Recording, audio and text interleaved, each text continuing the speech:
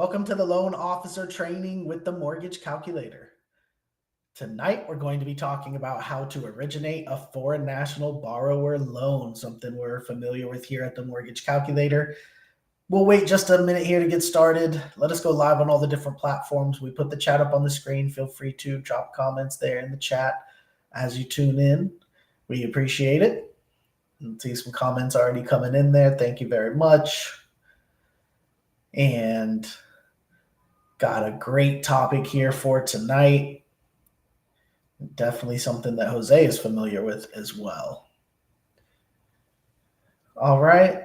So it looks like we're live on all the different platforms, so we can go ahead and get started. We're going to take the chat off the screen for now, but as you tune in, please keep dropping comments there in the chat and drop any questions you have as well for Jose as we go through here through the presentation. So welcome everyone. My name is Kyle Hershey. I am the COO of the Mortgage Calculator, joined here by our president, Nick Hershey, and our sales manager, Jose Gonzalez. Every Tuesday and Wednesday evening at 7 p.m. Eastern, we do a loan officer training on a different loan topic. Now, tonight's topic is going to be how to originate a foreign national loan here. So we specialize in non-QM loans at the Mortgage Calculator. Jose has done a ton of foreign national loans. Our sales manager, Jose Gonzalez, with 28 years of experience and a lot of foreign nationals, especially because we are based here in South Florida, which is definitely a big market for foreign national loans. And I'll let Jose talk a little bit more about that. So Jose, let's go ahead and get into it. Let's talk about these foreign national loans that, as you said, have kept you going even through the downs in the industry. Absolutely, yes. I was mentioning to you how I'm wearing my pin tonight. 2018 NAR President's Liaison to El Salvador, right? So it took me about 8 or 9 years to reach that level. That was an appointment that I had applied for because of all the thorough international reach out that I've been doing after 2009 onward. Necessity is a mother of invention. Don't swim against the current. We're in Miami, for national capital of the world. I said, what was I doing, right, after the business downturn of 2008? So definitely kicked the foreign national business into high gear. And very glad that I did because, you know, at the Mortgage Calculator, we love foreign national, not just because we're in Miami, because foreign nationals are buying all over the U.S. So let's get right into it. Let me share some of that data with you. So everybody can benefit from the foreign national wave. Keep something in mind, put it into context, right? Foreign nationals before the pandemic, all over here, right? Buying a lot of properties. Pandemic came, a lot of the visas got expired. U.S. consulates abroad and embassies were closed, so they're just starting to get those visas back. However, we have no visa required options if they decide to buy a property they're already familiar with. They don't need a visa to close in their country as long as they're not signing here in the U.S. So to give you a little bit of an idea on the activity, because you want to know where to put your marketing dollars, right? This is 2022 from NAR, given the credit for this profile, international transactions in U.S. residential real estate. 59 billion was the total in 2022, 98,600 transactions. 57 reside in the U.S. of the foreign nationals. Top countries: Canada, Mexico, China, India, Brazil, Colombia. And I think Colombia is probably a little bit higher up in that list now. I think they're number 3 now, or 2 behind Canada. Top destinations: hey, Florida, California, Texas, Arizona, New York, and North Carolina. And 366,100 is the median price, whereas 355 for all U.S. So a little bit higher in the median sale price on the foreign national as well. And here we break it down into major destinations. So the Canadians that are number 1 are buying 45% of their purchases Florida. Mexicans, 22%, Texas, then Florida. So Florida, then Arizona. So you can see the data. We can share this to our team, but really interesting. And if you're realtors or reach out to your realtors, they can provide you the reports. Again, Florida buyers, 39% are Latin Caribbean, countries. So you'd want to be obviously putting your investment in, depending what countries you want to be in, on your foreign national budget, right? Because this is all about, remember, you want to target also for the leads, for your leads plan. So we can target the countries depending on which one. So you want to look at these reports, target your dollars, and I'll tell you, Colombia, number one, definitely there right now in Florida. Now, break it down into some quick purchase rate and term refi. Max 75%. That's it. That's the max LTV, unless there's something weird going on, secondary financing. But max LTV, CLTV 75. Cash out max is 70. Most are at 65 for DSCR especially. Foreign nationals are citizens of another country whose income is being derived outside the U.S. We have some exceptions for if they have dual citizen. We can still do them as long as they permanently reside outside the U.S. That's where they have run their whole life. They just happen to have U.S. citizenship, maybe because they were born here or born outside the U.S. to U.S. parents, but now they're over there, wherever they're at. We can do those. We just have to explain it properly, but we can do that. Normally, it's not possible. No credit score required unless they do have credit, then minimum program requirements apply. Not all visa types are acceptable. Keep an eye out for diplomatic immunity visas. They're not acceptable because you can't sue them. That's the whole purpose of having diplomatic immunity. So if they decide not to pay, then we can't sue them for the money. So it's not the we as in us, it's the whoever has the lien on the property. So you can see why you really they do not lend to that type of borrower. Full doc option when you're structuring the loan, if they want to occupy it at any given time to use it as a second home, or it can be a full doc investment, short-term rental. Can't do DSCR, right? It has to have either full doc second home or full doc investment. Can't be DSCR because DSCR never allows occupancy, whether you're a foreign national or a U.S. national. Remember from yesterday's training, never allows occupancy by the owner, nor family, nor friends. Full doc.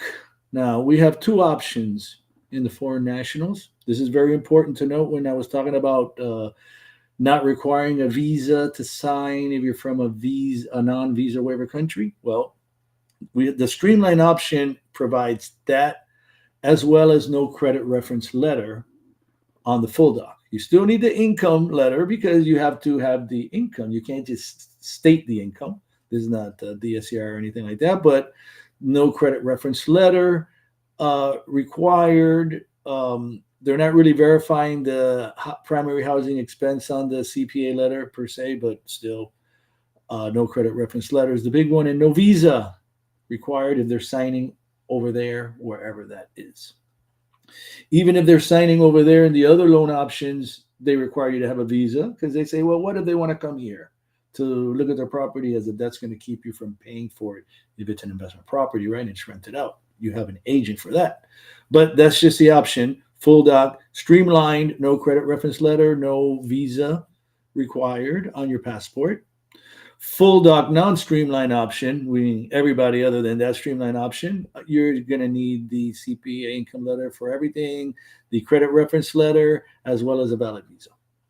The DSCR, again, streamline option, no CPA letter, nor bank reference, credit reference letter, nor visa. And the regular DSCR option, you can read it there. So you can see it's pretty basic on the documentation, especially when it comes to credit score and credit references. It can basically be a no credit loan, definitely, for your borrower, as long as they do not have U.S. credit already established. Now, full doc, again, I note if it's a streamlined doc option, the full doc's not going to require the credit reference letter, nor the passport, like I mentioned.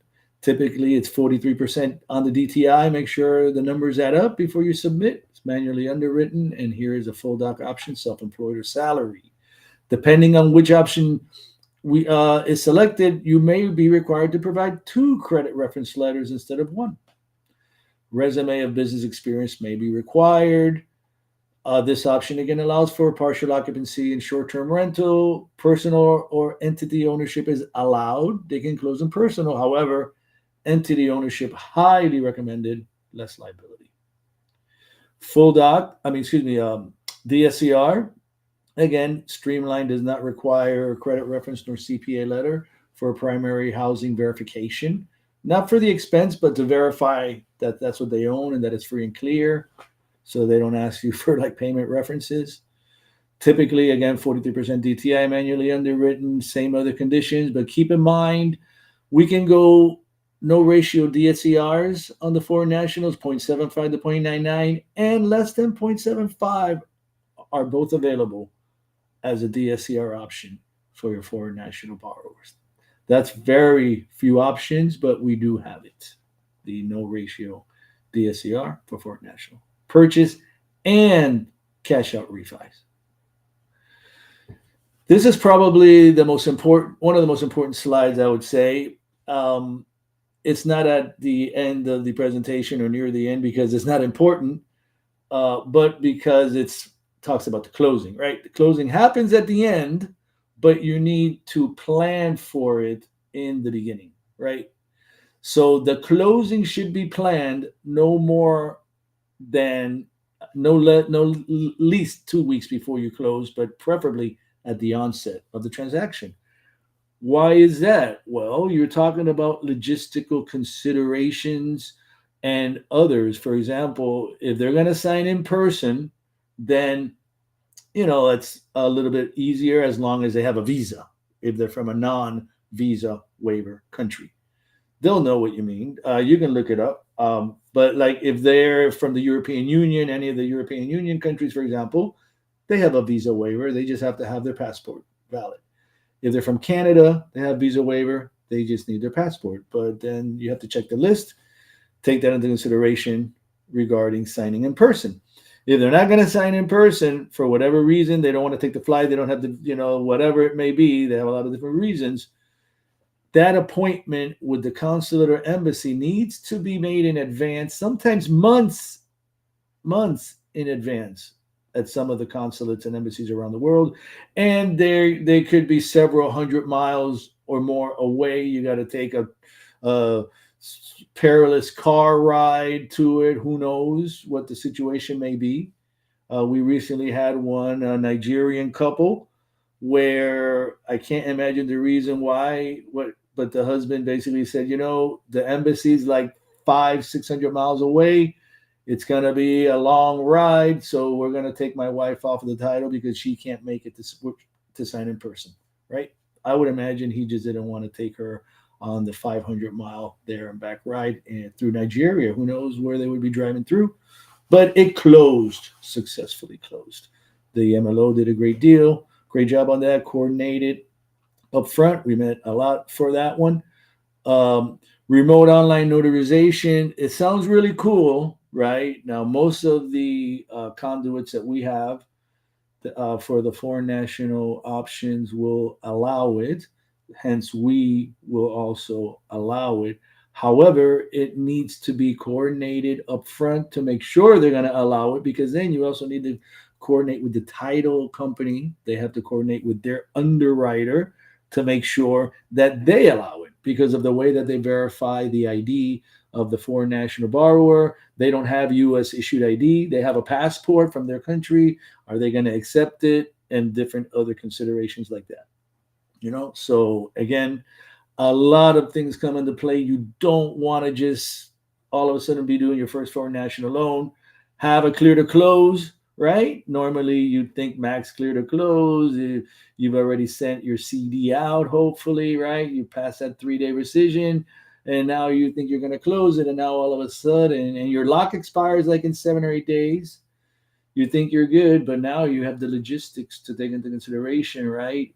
Whether the only one that's going to sign quick and is going to fund quick is the person that's coming in person to sign in the U.S. Why is that? Because even if they sign via remote online notarization, they're signing in their country. Remote notaries looking at them online after they put their ID. Yes, that's you. You are who you are.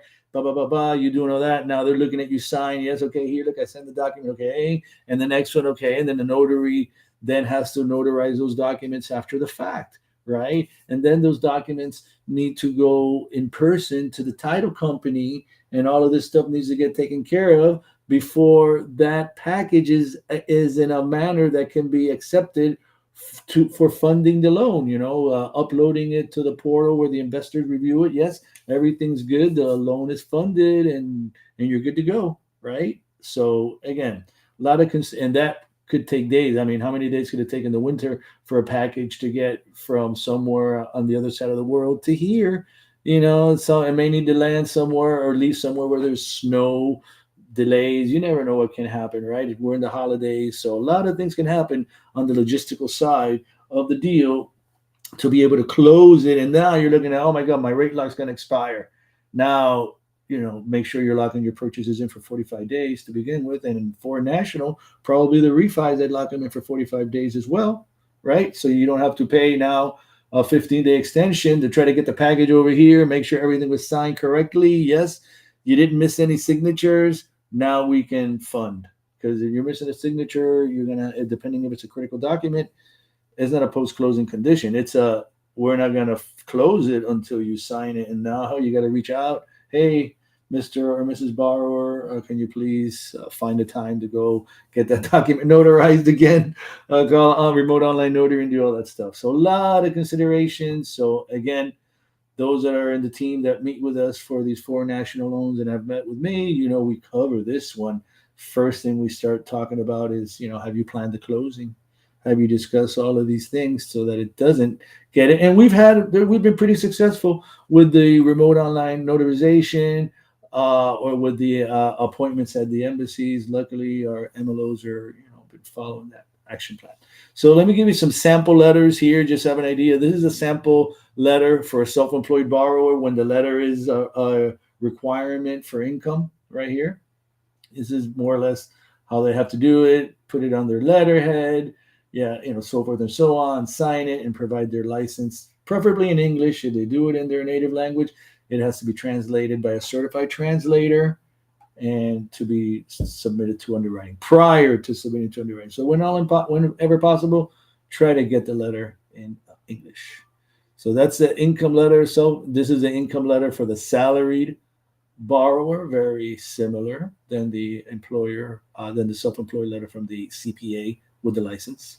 CPA with the license, no way around that. This is the sample bank reference letter, which is actually a credit reference letter for the outlets that accept this as a credit reference letter. This is what it is. Now I'll get you some quotes here. We're going to finish it with a couple of quotes. Here's a DSCR quote, 75%. This is the regular non-streamlined option, right? Look at this here. 8.75 is almost at par. Look at that APR. Pretty amazing rate there, right? Buy that all the way down to 7.75. And here's a full doc quote. This is the streamline option. So you will note, even though it's full doc rather than DSCR, the rate's a little higher because our borrower doesn't need a valid visa, doesn't have to wait for the embassy to be open. His appointment is next year in June. Like some of my associates from El Salvador haven't been able to come visit me here and have networking here that I want to introduce them in the U.S. because their visas, they're still waiting for the appointment next year. But you can get them to sign the deal, buy the property, and then when they get their visa, they can come over and check it out, right? They can start making money right away. And then that was the full doc, and this was the DSCR. So that's it on our options here. So want to see if we have any questions. Don't see any questions.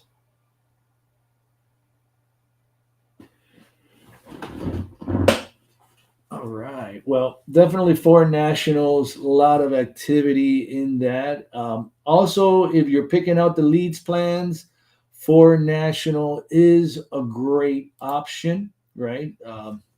Do get a good amount of opportunities monthly for those foreign nationals. Just that understand when you're working a foreign national loan, you got to look at the country where they're from, because some countries are high context individuals, meaning they really want to establish a relationship. They don't want to just jump right into business. that's going to be that way with most of the non Anglo countries. So, US, England, and Germany, which those are like the Anglo related countries, are more low context. They just want to jump right into business. So, it's not a problem. Let's go in, let's talk about business. Everybody's busy.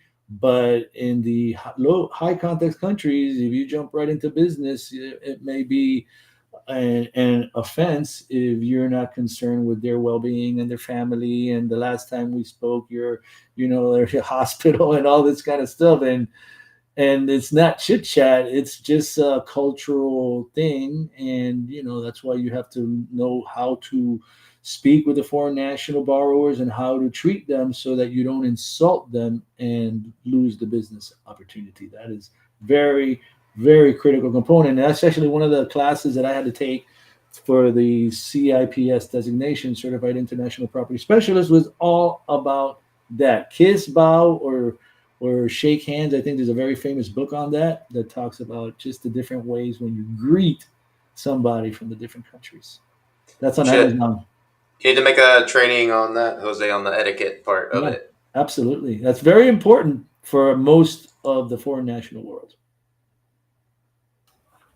All right. Well, yeah, I don't see any questions. So let's go ahead and wrap it up. We do have some more trainings on this as well. We just did our daily rates live on this as well. So lots of foreign national resources there. We appreciate everybody tuning in. Remember, we do this 7 p.m. Eastern time on Tuesdays and Wednesdays. So we'll be back next week with some new topics. Thank you, everybody, for tuning in. And we will see you next week, 7 p.m. Eastern time on Tuesday. All right. Thank you, everyone. Thank you, everybody. And for those we don't see again, have a Merry Christmas.